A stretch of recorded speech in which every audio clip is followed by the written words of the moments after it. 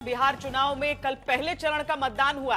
आजादी के बाद पहली बार बिहार में सबसे अधिक, इतना अधिक मतदान हुआ है। पहले चरण में 64.69% वोटरों ने वोट दिया, जो अब तक का एक रिकॉर्ड है। इस बम्पर वोटिंग के बाद दोनों तरफ से जीत के दावे किए जा रहे हैं। इसीलिए अब तहकीकात और तर्क वितर्क इस बात पर टिक गया है कि पहले चरण की बम्पर वोटिंग किसके लिए खुशखबरी है और किसके लिए खतरे की घंटी।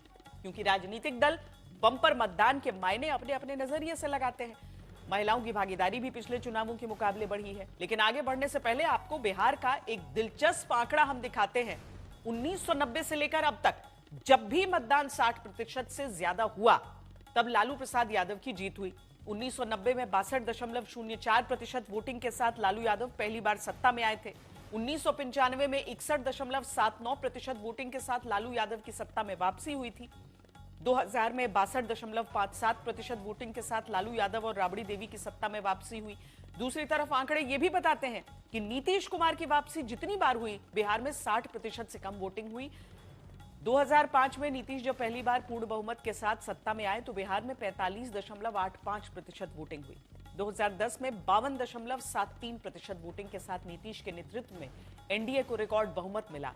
2015 में 56.91% वोटिंग के साथ नीतीश को लालू के साथ मिलकर लड़े गए चुनाव में भारी बहुमत मिला। 2020 में 57.29% वोटिंग के साथ नीतीश के नेतृत्व में एनडीए को कड़े मुकाबले में जीत मिली।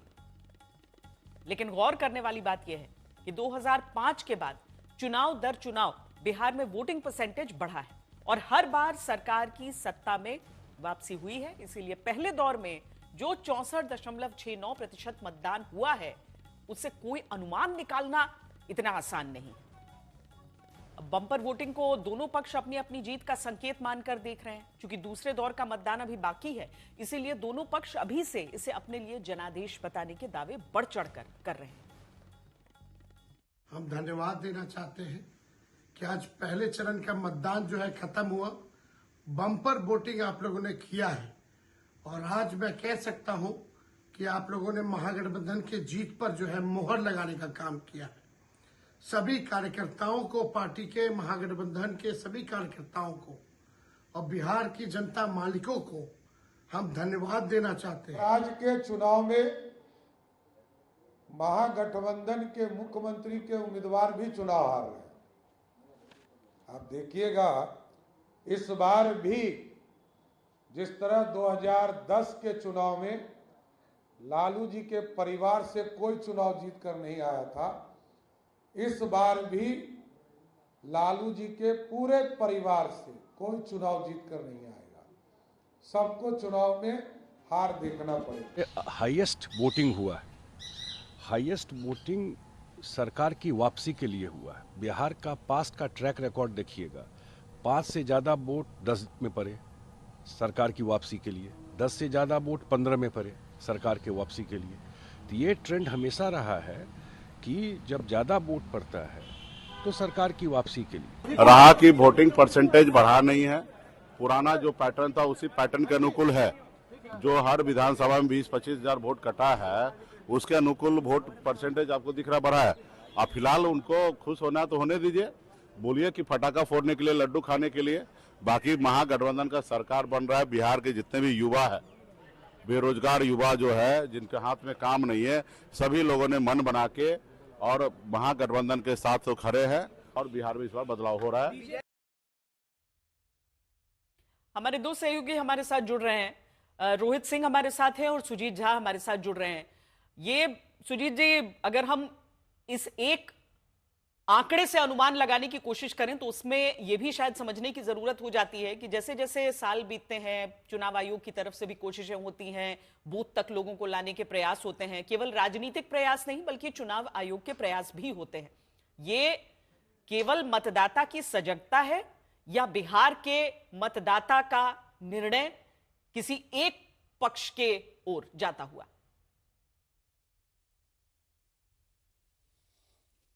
देखिए, मतदाताओं की सजगता तो है ही, इसमें कोई दो राय नहीं है। और जैसा कि इस साल मतलब 2003 के बाद पहली बार एसआईआर किया चुनाव आयोग ने, तो लोगों ने अपने वोट का महत्व समझा और लोगों ने ये जानने की जरूर कोशिश करते रहे हमेशा कि हमारा नाम है कि नहीं वोटर लिस्ट में।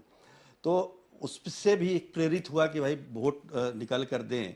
हालांकि पटना की हम बात करें तो पटना में बहुत ज़्यादा उसका असर दिखाई नहीं दिया, इसलिए नहीं दिया क्योंकि सबसे कम वोटिंग कहीं हुई है तो पटना में। वो भी कुम्हरार में कहा जा रहा है 39% मतदान हुआ। हालांकि पिछली बार 35% हुआ था, इस बार 39 बढ़कर 4% बढ़ा है। लेकिन फिर भी आप देखें तो मुजफ्फरपुर जिले में सबसे ज़्यादा मतदान दिख रहा है और मुजफ्फरपुर के जो 11 विधानसभा हैं उसमें से 8 विधानसभा में 70% से ऊपर का मतदान है। बोचहा में तो 77% का मतदान है। तो ये ऐसे नहीं है, लोगों में जागरूकता भी आई है और एक तरीके से हम कह सकते हैं कि हालांकि दोनों पक्ष अपने अपने दावे कर रहे हैं। महागठबंधन भी कह रहा है कि हमारे लिए लोगों ने वोट दिया है, इधर एनडीए का कहना है कि सरकार की वापसी के लिए वोट दिया है। एक तो खास बात रही है कि एंटी इनकम्बेंसी हमें दिखाई नहीं दी इस पूरे चुनाव में, अभी तक पहले दौर का जो मतदान हुआ है उस दौरान, वरना पहले से ही पता चल जाता है कि सरकार के खिलाफ लोगों का मत है या पक्ष में मत है।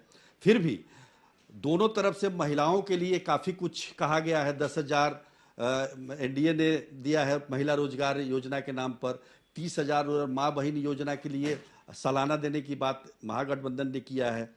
तो वो देखना होगा कि महिलाएं काफ़ी संख्या में निकल कर आई हैं और ये कोई पहली बार नहीं है।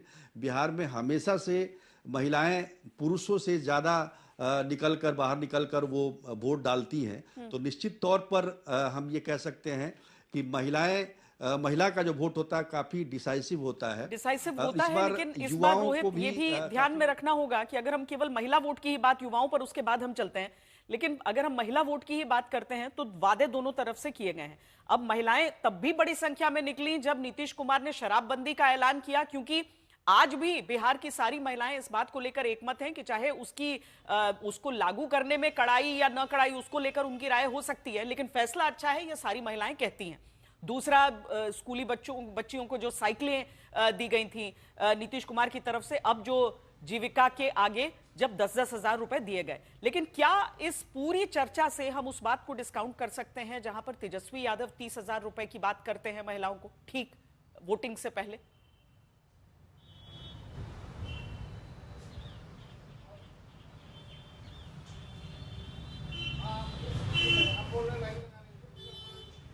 रोहित,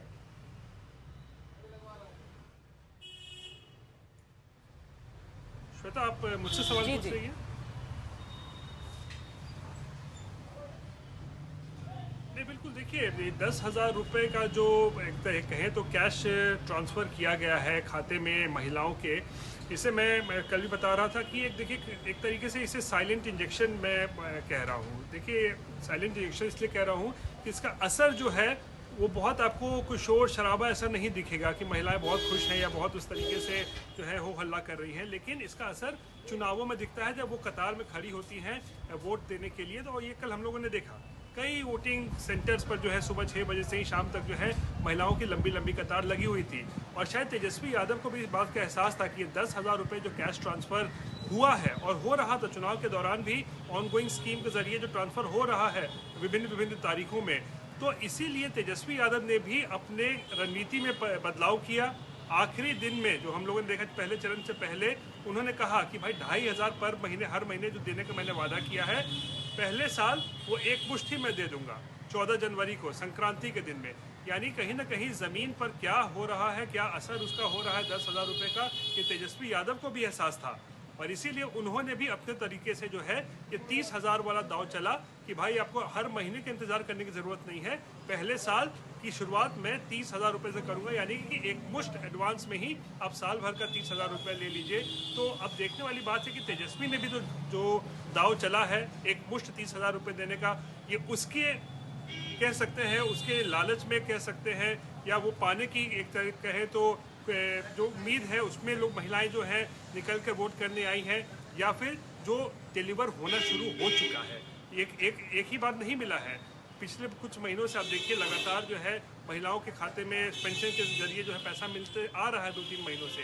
तो क्या उससे खुश होकर महिलाएं जो है वोट करने निकली हैं? ये तमाम चीज़ें जो है ये विश्लेषण इस पर जो है वो की जा रही है।